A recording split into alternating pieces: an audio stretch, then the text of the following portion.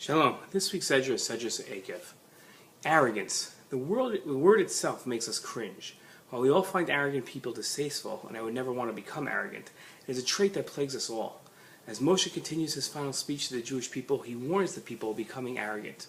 In this week's Sedra, we find Moshe's warning is novel. His warning isn't about an individual becoming arrogant, it is about a national arrogance that sets in among a population. Moshe's warning begins, "Beware that you do not forget the Lord your God by not keeping his commandments, his ordinances, and his statutes, which I command you this day, and your heart grows haughty, and you forget the Lord your God, who has brought you out of the land of Egypt, out of the house of bondage." These verses are generally thought to be addressing individual arrogance.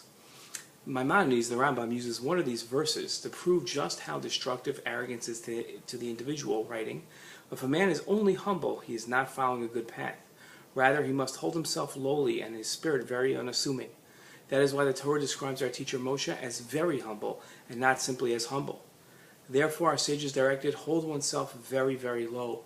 Also, they declared, "Whoever is arrogant is as if he denied God's presence, as implied in the verse, and your heart will be haughty and you will forget God your Lord."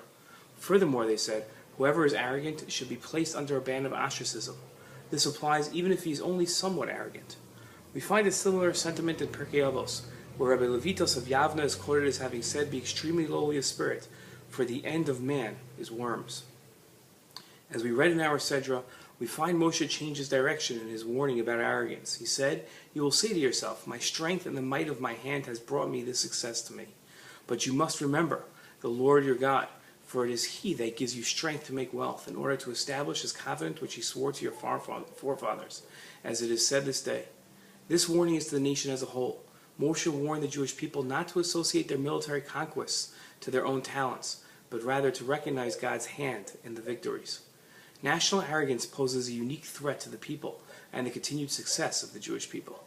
With national arrogance, the people run the risk of forgetting God, and our success is determined solely by God's providential help. Moshe's warning wasn't sensitive. His warning wasn't only to the generation about to enter the land. It applies to all generations, especially today's. Shabbat Shalom.